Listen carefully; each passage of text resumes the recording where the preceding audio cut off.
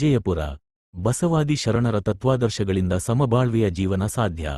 ಎಲ್ಲ ಜಾತಿ ಧರ್ಮದವರನ್ನು ಒಂದುಗೂಡಿಸಿದ ಬಸವಣ್ಣನವರ ವಚನಗಳು ಕತ್ತಲೆಯ ಬದುಕಿಗೆ ಬೆಳಕಾಗಿವೆ ಎಂದು ಶಿಕ್ಷಕ ರುದ್ರಶೇಮೂರ್ತಿ ಹೇಳಿದರು.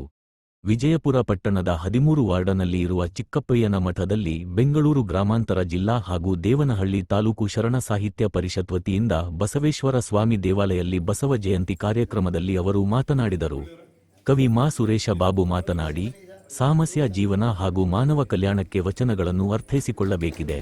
ಸದ್ಯದ ಕಲುಷಿತ ಸಮಾಜದ ಶುದ್ಧೀಕರಣಕ್ಕೆ ಶರಣರ ನಡೆನುಡಿಗಳು ಸಾಕು ಎಂದರು. ಕಾರ್ಯಕ್ರಮದಲ್ಲಿ ಕಾಯಕಯೋಗಿ ಮುನಿಯಪ್ಪ ಅವರಿಗೆ ಕಾಯಕಯೋಗಿ ಪ್ರಶಸ್ತಿ ನೀಡಿ ಸನ್ಮಾನಿಸಲಾಯಿತು. ಕಾರ್ಯಕ್ರಮದಲ್ಲಿ ಚಂದ್ರಶೇಖರ್ ಹಡಪದ್, ಬಸವರಾಜು, ಮುನಿಯಪ್ಪ, ಬಸವರಾಜ ಭಾಸ್ಕರ್, ರಾಜೇಶವರಿ ಭಾಸ್ಕರ್, ಪ್ರಕಾಶ, ಪ್ರಭುದಿ, ಸಮುದಾಯದ ಬಂಧುಗಳು ಹಾಜರಿದ್ದರು.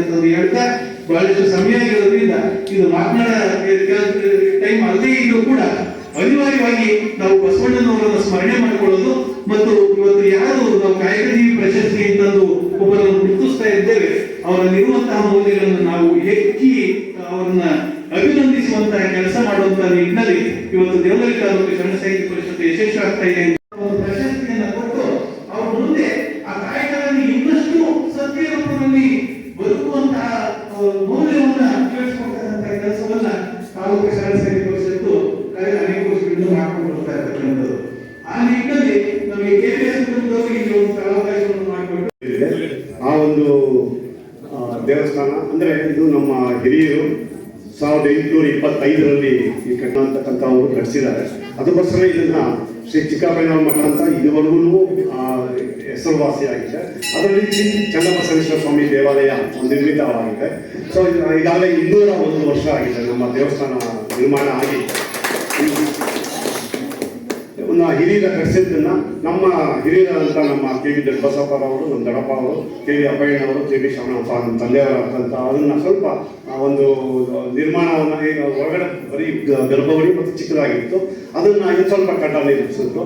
ಈಗ ಸ್ವಲ್ಪ ಇದಕ್ಕೆ ಮುಂಚೆ ನೀವು ಬಂದಾಗ ನೋಡಿರ್ಬೋದು, ಸ್ವಲ್ಪ ಒಂದು ಮಣ್ಣು ಗಿಡ ಇತ್ತು. ಅದು ಸ್ವಲ್ಪ ಈಗ ಎಲ್ಲರೂ ನಮ್ಮ ಕುಟುಂಬದವರು ಸೇರಿಕೊಂಡು ಅದನ್ನ ಒಂದು ಕಲ್ಲಿನ ಚಪ್ಪಡಿ ಹಾರಿಸಿ ಸ್ವಲ್ಪ ಓಡಾಡಲಿಕ್ಕೆ ನಮ್ಗೆ, ಯಾಕೆಂದ್ರೆ ನಮ್ಮ ದೇವಸ್ಥಾನ ನಮ್ಮ ಎಲ್ಲ ಹಿರಿಯ ದೇವಸ್ಥಾನ ತಾವೆಲ್ಲ ಬಂದು ಹೋದಾಗ ತಮಗೂ ಒಂದು ಸಂತೋಷ ಇರಲಿ, ಖುಷಿ ಇರಲಿ ಒಂದು ಅಂತ ಹೇಳ್ಬಿಟ್ಟು ಆ ಕಲ್ಲಿನ ಒಂದು ಚಪ್ಪಡಿಯನ್ನು ಹಾರಿಸಿ ಈಗ ಮಾಡಿದ್ದಾರೆ. ಇನ್ನು ಮುಂದೆ ಬೇಕಾದಷ್ಟು ಕೆಲಸಗಳಿದ್ದಾರೆ.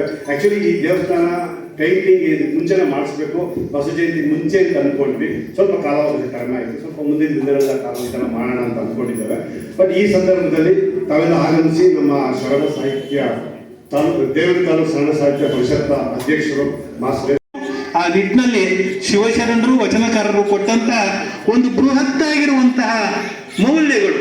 ಸತ್ಯ ಶುದ್ಧ ಕಾಯಕ ದಾಸೋಹ. ಸತ್ಯ ಶುದ್ಧ ಕಾಯಕ ಅಂತಂದ್ರೆ ಕಷ್ಟಪಟ್ಟು ದುಡಿಬೇಕು, ದುಡಿದಿದ್ದನ್ನ ಸ್ವಲ್ಪ ಉಳಿಸ್ಬೇಕು, ಉಳಿಸಿದ್ರಲ್ಲಿ ಸ್ವಲ್ಪವನ್ನು ಹಂಚಬೇಕು ಅಂತಕ್ಕಂತಹ ಒಂದು ದೊಡ್ಡ ಗುಣವನ್ನು ಕೊಟ್ಟಂತವರು ವಚನಕಾರರು. ಆ ನಿಟ್ಟಿನಲ್ಲಿ ದೇವನಹಳ್ಳಿ ತಾಲೂಕು ಶರಣ ಸಾಹಿತ್ಯ ಪರಿಷತ್ತು ಪ್ರತಿ ಹಾಗೆ ಎಲ್ಲ ಶರಣ ಬಂಧುಗಳೇ, ತಮಗೆ ಅದರಿಗೂ ಗೊತ್ತಿರೋ ರೀತಿ ಅದರಲ್ಲಿ ಕಳೆದ ಒಂದು 5-10 ವರ್ಷಗಳಿಂದ ಈಚೆಗೆ ಇಡೀ ಜಗತ್ತು ಒಪ್ಪಿಕೊಳ್ಳುವಂತಹ ಒಂದು ಮೌಲ್ಯಯುತವಾಗಿರುವಂತಹ ಒಂದು ಸಂಸ್ಕೃತಿ ಅಂತಂದ್ರೆ ಕೂಡ ಪ್ರಸ್ತುತ ಆಗ್ತವೆ, ಮುಂದಕ್ಕೂ ಕೂಡ ಅನುಕರಣೆ ಆಗ್ತವೆ. ಅದು ಸಾಧ್ಯ ಆಗ್ತದೆ ಅಂತಂದ್ರೆ ಅದರಲ್ಲಿ ಇದ್ದಂತಹ ಶಕ್ತಿ ಎಷ್ಟು ಅಂತಕ್ಕಂಥದ್ದು ನಮ್ಗೆ ಗೊತ್ತಾಗ್ತದೆ ಅಂತಕ್ಕಂಥದ್ದು.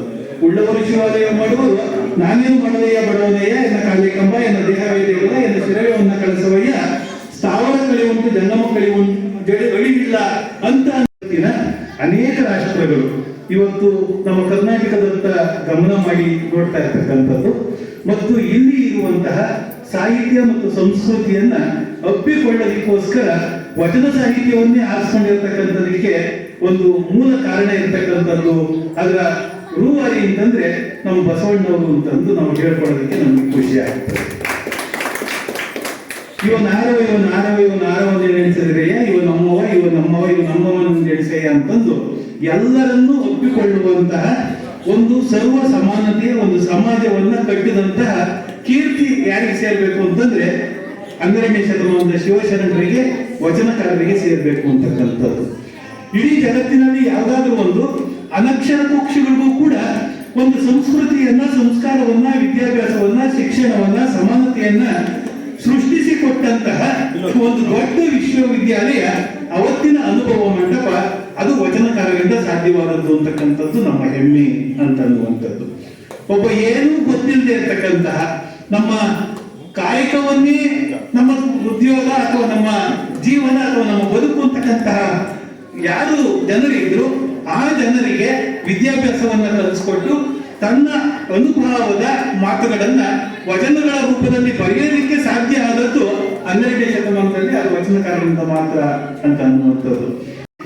ಯಾರು ಅಷ್ಟೇ ಒಂದು ಕೆಟ್ಟ ಪದದಲ್ಲಿ ಮಾತಾಡುವಂಥ ಮನುಷ್ಯ ಅಲ್ಲ, ಎಲ್ಲರೂ ಸಹ ಸ್ನೇಹಪೂರ್ವಕವಾಗಿ ಮಾತಾಡೋದು ಸ್ನೇಹಜೀವಿ.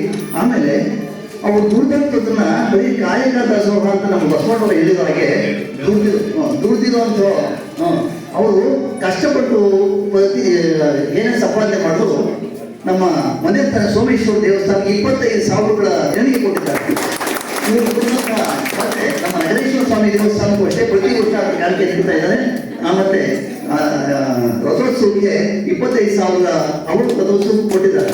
ಈಗ ಚಂದ್ರಕೇಶ್ವರ ಸ್ವಾಮಿ ದೇವಾಲಯಕ್ಕೂ ಸಹ ಇವರ ಒಂದು ಕಾಣಿಕೆ ಸಲ್ಲಿದೆ. ಹೀಗೆ ಹಲವಾರು ದೇವಾಲಯಗಳಿಗೆ ಸಲ್ತಾ ಇದೆ. ಮೊದಲು ಹೇಳ್ಬೇಕಾದ್ರೆ ಇವರು ಕುಡಿತಾ ಇದ್ರು, ಮೊದಲು ಕುಡಿಯೋದ್ರೆಲ್ಲ ಬಿಟ್ಟು ದುಶ್ಚಟಗಳಿಂದ ದೂರ ಆಗಿ ಒಂದು ಅಯ್ಯಪ್ಪ ಸ್ವಾಮಿ ದೇವಸ್ಥಾನಕ್ಕೆ ಎಲ್ಲ ಹೋಗ್ತಾ ಇದ್ರು.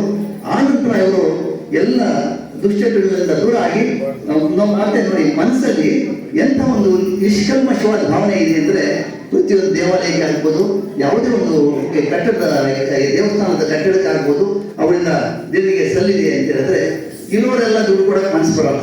ಎಷ್ಟೇ ದುಡ್ಡು ಇರಲಿ, ಕೋಟ್ಯಾಂತರ ರೂಪಾಯಿ ಇದ್ದು ಕೊಡಬೇಕು ಅಂತ ಮನಸ್ಸು ಬರಲ್ಲ. ಆದರೆ ಈ ಶ್ರಮಜೀವಿಗೆ ಮನಸ್ಸಲ್ಲಿ ಕೊಡುವಂಥ ಒಂದು ಭಾವನೆ ಇದೆಯಲ್ಲ, ಅದಕ್ಕೆ ಬಹಳ ಖುಷಿ ಆಯಿತು.